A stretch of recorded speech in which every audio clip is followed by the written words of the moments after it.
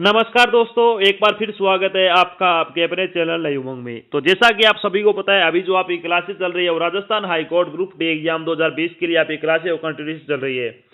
तो अगर बात करें इससे पहले आपकी क्लास है वो 98 क्लास आपकी कंप्लीट हो चुकी है। आज ये आपकी 90 कौन सी क्लास है, 99वीं क्लास होगी।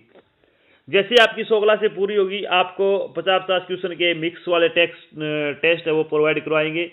तो देखेंगे उसमें कि किस स्टूडेंट के कितने नंबर आ रहे हैं। और अभी बात करें Rajasthan high court group D exam date के बारे में, तो अभी आपकी कोई एग्जाम डेट है वो निर्धारित नहीं की गई है।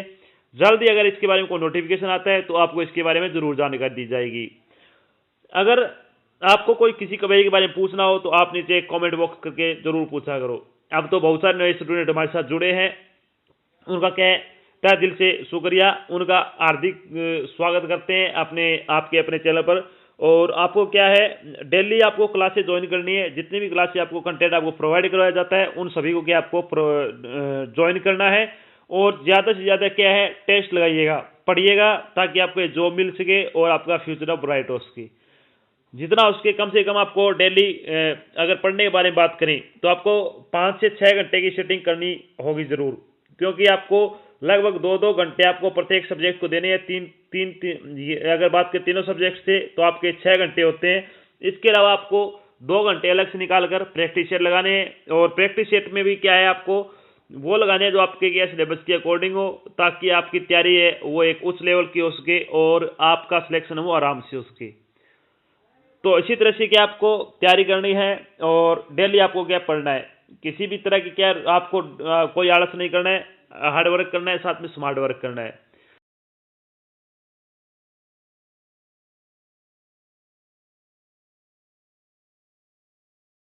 अभी कभी भी क्या जारी की जा सकती है राजस्थान हाई कोर्ट द्वारा।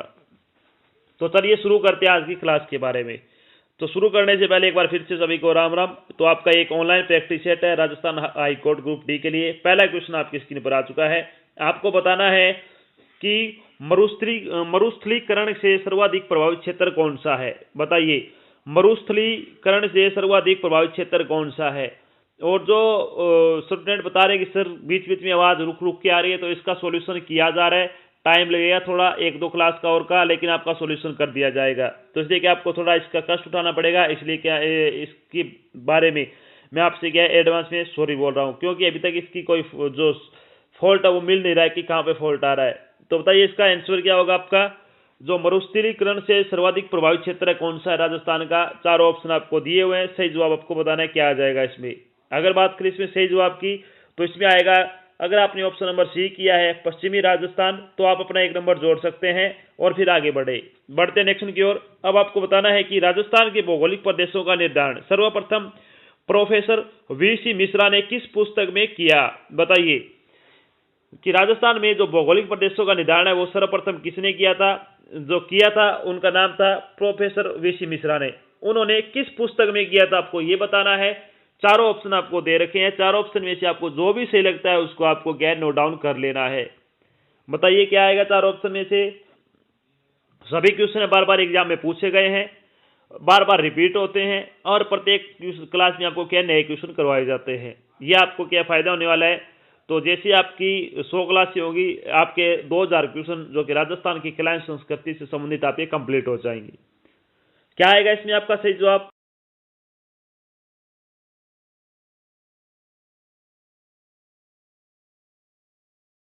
के भौगोलिक प्रदेशों का निर्धारण है वो किया था, किसने किया था, प्रोफेसर वीसी शर्मा ने। यह भी आपको क्या ध्यान रखना है साथ साथ में। चलिए शुरू बढ़ते हैं नेक्स्ट क्वेश्चन की ओर।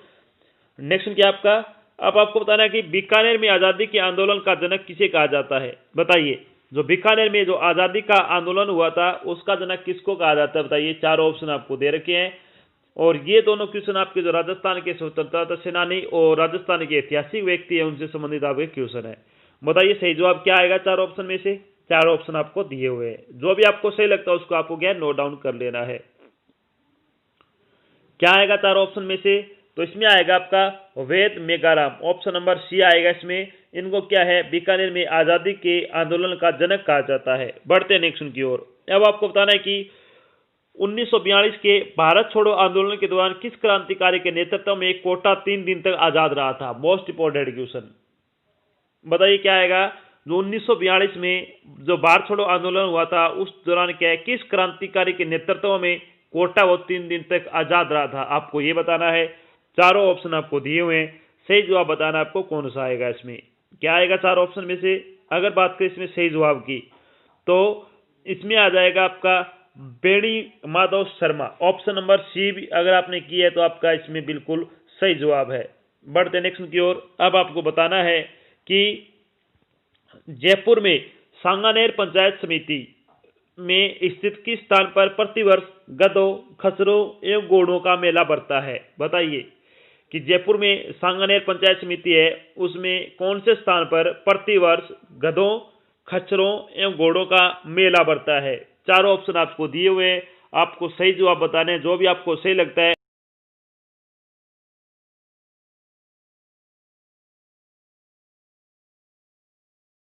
का भावगढ़ बंदिया, ऑप्शन नंबर सी है वो आपका बिल्कुल सही जवाब होगा। बढ़ते नेक्स्ट की ओर। अब आपको सुमेलित करने हैं, यानी एक तरफ आपको जिले दे रखे हैं, एक तरफ आपको मेले दे रखे हैं, यानी कौन से जिले में कौन सा मेला बढ़ता है ये आपको क्या है इसमें सुमेलित करने हैं। और बताइए सही जवाब क्या आएगा इसमें। धौलपुर में कौन सा मेला बढ़ता है इनमें से? उदयपुर में कौन सा बढ़ता है? राजस्थान में कौन सा मेला बढ़ता है? और डूंगरपुर में कौन सा मेला बढ़ता है? यानी ये राजस्थान के जो प्रमुख मेले हैं उनसे संबंधित आपका क्वेश्चन है। बताइए क्या आएगा चार ऑप्शन में से? क्या आएगा चार ऑप्शन में से? तो अगर बात करें धौलपुर में, तो धौलपुर में मेला लगता है 12 भाइयों का मेला। कौन सा लगता है? 12 भाइयों का मेला। फिर है उदयपुर। उदयपुर में जो आपका आएगा वो कौन सा आएगा इसमें? वो आएगा केसरिया नाथ जी का मेला। कौन सा? केसरिया नाथ जी का मेला। फिर आपका राजसमंद। राजसमंद में अगर बात करें तो बढ़ता है चार भुजा का मेला। कौन सा? चार भुजा का मेला। फिर है डूंगरपुर। डूंगरपुर में अगर बात करें तो बढ़ता है बेणेश्वर का मेला। तो इसमें आपका सही जवाब होगा 2, 1, 4, 3 आपका बिल्कुल सही जवाब है, ऑप्शन नंबर ए आएगा इसमें। बढ़ते नेक्स्ट की ओर। अब आपको बताना है कि निम्न में से दांतों का विशेष आभूषण होता है। बताइए दांतों का विशेष आभूषण कौन सा है? चारों ऑप्शन आपको दे रखे हैं। जो राजस्थान के जो प्रमुख आभूषण से संबंधित आपके क्वेश्चन है, यानी वेशभूषा और आभूषण, उनसे संबंधित आपसे पूछा जा रहा है। क्या आएगा इसमें? दांतों का विशेष आभूषण कौन सा है? बताइए चार ऑप्शन में से। तो कौन सा आएगा इसमें? धांस आएगा, ऑप्शन नंबर बी आ जाएगा इसमें आपका बिल्कुल सही जवाब। बढ़ते हैं नेक्स्ट की ओर। अब आपको बताना है कि निम्न में से सही सुमेलित नहीं है। कौन सा नहीं है? बताइए चारों ऑप्शन में से। निम्न में से सही सुमेलित नहीं है, कौन सा नहीं है? चार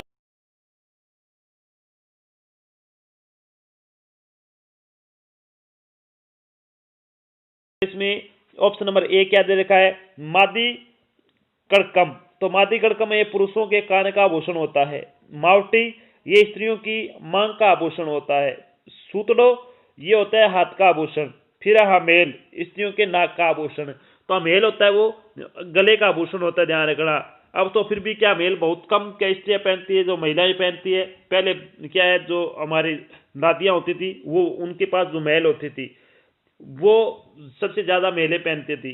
तो ऑप्शन नंबर डी आएगा इसमें। अमेल है वो गले का आभूषण होता है, न कि नाक का। बढ़ते नेक्स्ट की ओर। अब आपको बताना है कि दीपावली से संबंधित सत्य कथन कौन सा है? बताइए दीपावली से संबंधित आपका सत्य कथन आपसे पूछा है कौन सा? चार ऑप्शन में से सही जवाब बताइए क्या आएगा इसमें।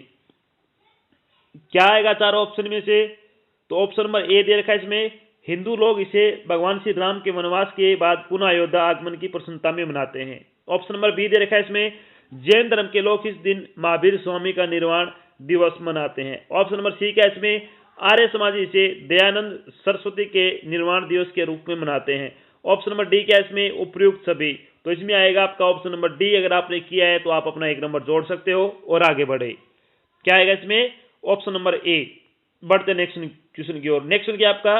होली के अवसर पर इल्लोजी की सवारी निकालने की परंपरा है। बताइए जो होली के अवसर पर इल्लोजी की सवारी वो कहाँ निकाली जाती है, कहाँ की परंपरा है, ये आपको बताना है। चार ऑप्शन आपको दिए हुए, सही जवाब बताना आपको क्या आएगा इसमें। क्या आ जाएगा चार ऑप्शन में से? सही जवाब की अगर इसमें बात करें तो आपका जो सही जवाब होगा वो आएगा कहाँ पे निकाली जाती है? ये निकाली जाती है पश्चिमी राजस्थान में। ऑप्शन नंबर सी आपका बिल्कुल सही जवाब होगा। बढ़ते नेक्स्ट की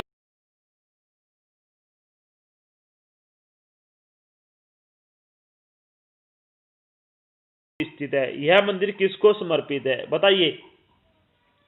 सीकर जिले में हर्ष पर्वत पर 1000 वर्ष पुराना हर्ष मंदिर स्थित है। यह मंदिर किसको समर्पित है ये आपको बताना है। चारों ऑप्शन है वो आपको दिए हुए, सही जवाब बताइए क्या आ जाएगा इसमें, क्या आएगा चारों ऑप्शन में से। अगर बात करें इस मंदिर के बारे में तो ये मंदिर वो शिव जी को क्या है, समर्पित है, भगवान शिव को समर्पित है। ऑप्शन नंबर डी आपका बिल्कुल सही जवाब होगा। बढ़ते नेक्स्ट की ओर। बुड्ढे जगन्नाथ का मंदिर है, बताइए बुड्ढे जगन्नाथ का मंदिर कहां पे है। चारों ऑप्शन आपको दिए हुए, सही जवाब आपको बता रहा है। जो भी आपको सही लगता है उसको आपको नोट डाउन कर लेना है। क्या आएगा इसमें, बुड्ढे जगन्नाथ जी का मंदिर आपसे पूछा है तो बुड्ढे जगन्नाथ जी का मंदिर है वो है आपका अलवर में। ऑप्शन नंबर बी आएगा आपका बिल्कुल सही जवाब। अगर आपने ऑप्शन नंबर बी किया तो बिल्कुल सही जवाब होगा। बढ़ते नेक्स्ट की ओर। अब आपको बताना है कि 1946 में किसने राजस्थान के प्रथम हिंदी दैनिक लोकवाणी की स्थापना की थी। बताइए 1946 में राजस्थान के प्रथम हिंदी दैनिक लोकवाणी की स्थापना किसने की थी, ये आपको बताना है। चारों ऑप्शन आपको दिए हुए, सही जवाब बताइए क्या आ जाएगा इसमें, क्या आएगा चारों ऑप्शन में से, क्या आना चाहिए चारों ऑप्शन में से। अगर बात करें सही जवाब की तो इसमें आपका सही जवाब आएगा वो आएगा सिद्धराज जी ढड्डा। ऑप्शन नंबर ए बिल्कुल सही जवाब है कि राजस्थान का जो प्रथम हिंदी दैनिक लोकवाणी थी उनकी स्थापना 1946 में की थी सिद्धराज जी ढड्डा ने। नेक्स्ट क्या आपका, राम रास्ता किसने लिखा। बताइए राम रास्ता है वो किसने लिखा है। चारों ऑप्शन आपको दिए हुए, सही जवाब आपको बताना है क्या आएगा इसमें, बताइए क्या आएगा। राम रास्ता किसने लिखा था, राजस्थान के कवि एवं मूर्धन्य साहित्यकार है, उनसे संबंधित आपका क्वेश्चन है। तो इसमें आ जाएगा आपका बिल्कुल सही जवाब ऑप्शन नंबर ए श्री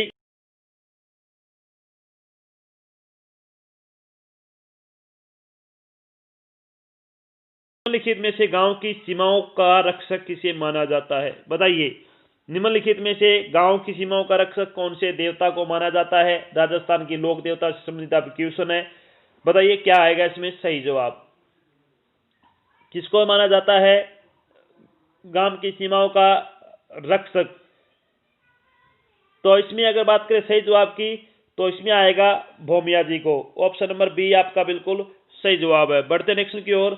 आपको बताना है कि करणी माता को और किस नाम से जाना जाता है। बताइए करणी माता को और किस नाम से जाना जाता है। चारों ऑप्शन आपको दिए हुए हैं, सही जवाब आपको बताना है क्या आ जाएगा इसमें। तो किस नाम से जाना जाता है करणी माता को, चारों ऑप्शन में से बताइए सही जवाब क्या आएगा इसमें। तो इसमें अगर बात करें सही जवाब की तो कामावाली बोलते हैं और कर्नल किनियानी बोलते हैं। कर्नल किनियानी और कामावाली। ऑप्शन आपका ऑप्शन नंबर सी आएगा, 1 व 2 दोनों आएगा इसमें। बढ़ते नेक्स्ट की ओर। अब आपको बताना है चूरू का प्रसिद्ध नृत्य बताना आपको कौन सा है। चूरू का प्रसिद्ध नृत्य बताइए कौन सा आएगा इसमें, कौन सा आएगा चार ऑप्शन में से चूरू का प्रसिद्ध नृत्य। तो अगर बात करें इसमें सही जवाब की तो आपको नोट डाउन कर लेना है, क्या आएगा इसमें चार ऑप्शन में से।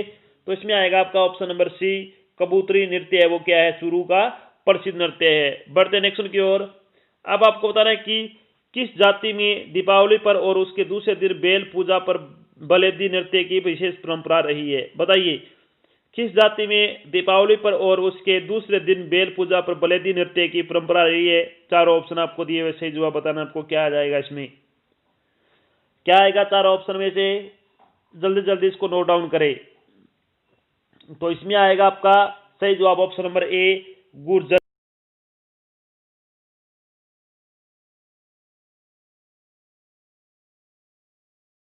बताना है कि राजस्थान साहित्य अकादमी कहां पर स्थित है। बताइए राजस्थान साहित्य अकादमी कहां पर स्थित है। बताइए चारों ऑप्शन में से सही जवाब क्या आएगा, क्या आएगा चारों ऑप्शन में से बताइए। इसमें राजस्थान की साहित्य अकादमी आपसे पूछा जा रहा है, क्या आएगा। अगर चारों ऑप्शन में से बात करें सही जवाब की इसमें तो इसमें आएगा आपका ऑप्शन नंबर ए, उदयपुर में है। कहां पर, उदयपुर में।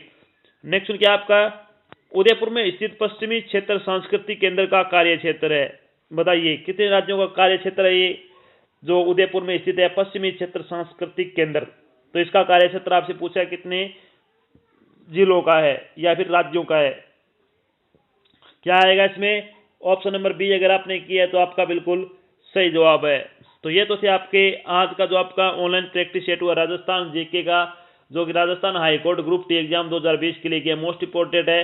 इसके लिए मैंने आपको क्या 20 इंपोर्टेड क्वेश्चन करवाए हैं, जो कि आपके Rajasthan high court group D और आपकी जो पियोन की भर्ती या ड्राइवर की भर्ती है उसका जो एग्जाम पैटर्न है उसके सिलेबस और एग्जाम पैटर्न के अकॉर्डिंग आपको ये क्वेश्चन प्रोवाइड करवाए हैं। अब आपको बताना है कि इन 20 में से आपको कितने नंबर आए। आपको ये वीडियो कैसा लगा, अगर अच्छा लगा तो इसे लाइक और शेयर जरूर करना है। अगर आप चैनल पे नए हैं तो चैनल को सब्सक्राइब कर ले, साथ में आपको इधर एक बेल आइकन दिखेगा उसको आपको प्रेस कर ले ताकि जब भी कोई नया वीडियो डाल जाए आपके पास उसका नोटिफिकेशन आ जाए और आप जल्द से जल्द क्या है वो क्लास ज्वाइन कर सको और क्या है आप उसका फायदा उठा सको। तो आज की क्लास में बस इतना ही, मिलते हैं नेक्स्ट क्लास में, तब तक के लिए जय हिंद जय भारत, धन्यवाद।